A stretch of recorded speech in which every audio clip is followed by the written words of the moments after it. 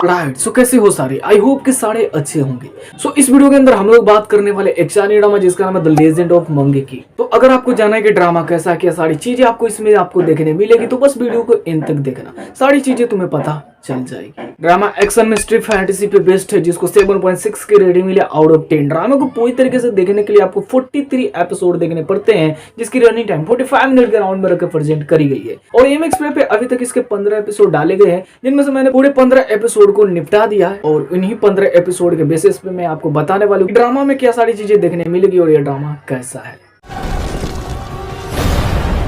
Drama के अंदर कहानी है एक इंसान जिसका नाम है सन वुकोंग। जो सन वुकोंग है वो अमर है, यानी कि वो मर नहीं सकता, परंतु एक दिन वो टाइम ट्रेवल करके पास्ट में चला जाता है और वहां पे जाने के बाद वो एक मामूली सा बंदर बन जाता है। अब जिस समय वुकोंग जो है वो इंसान से बंदर बनता है, उसी समय एक चिड़िया से लड़की बनती है। अब ये चिड़िया कौन है या फिर ये लड़की कौन है, इसके पीछे की कहानी आपको जानना है तो आपको इस टाइम को देखना पड़ेगा। अब वो सुनसान जंगल में इन दोनों का कोई भी नहीं होता, ये दोनों अकेले होते हैं, इसलिए ये दोनों एक दूसरे का साथ देते हैं, एक दूसरे के साथ रहते हैं।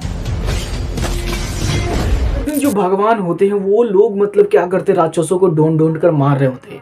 अब उसी दौरान जो चिड़िया है वो बंदर यानी कि उस वुकोंग को बचाने के लिए अपनी जान दे देती है। उसी समय बंदर यानी कि वुकोंग एक प्रण लेता है कि उसकी जो आत्मा है, उसकी जो सोल है, वो स्वर्ग से भगवानों से छीन करके लाएगा। इन सभी के लिए उसको चाहिए बहुत सारा पावर, बहुत सारा शक्ति, जिसके लिए वो एक गुरु ढूंढता है, जिससे वो मतलब कला विद्या सीख सके और स्वर्ग यानी कि भगवानों के पास जा करके उसकी आत्मा यानी कि उसकी सोल को वहां से ला करके इसको जीवित कर सके। हमें ड्रामे में ये देखना है कि क्या ये संभव हो पाता है या फिर नहीं हो पाता, और इस जर्नी के दौरान क्या क्या चीजें उसे फेस करनी पड़ती है, किस तरह से नॉर्मल मंकी से मंकी किंग बनता है। इन्हीं सभी चीजों के लिए आपको इस ड्रामे को एंड तक देखना पड़ेगा।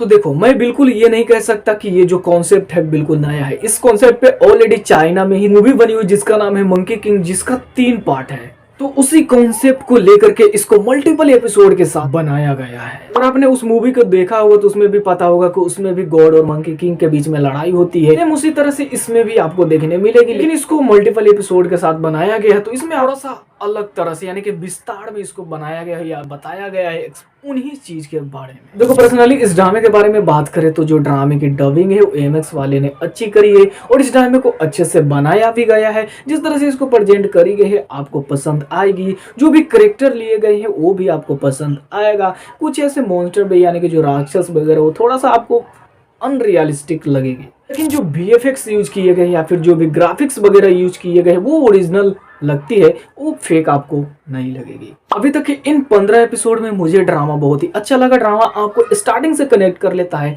ये ड्रामे की अच्छी बात है। आगे किस तरह की होगी ये तो नहीं पता, क्योंकि अभी तक 15 एपिसोड आए हैं। आई होप कि अच्छी निकले।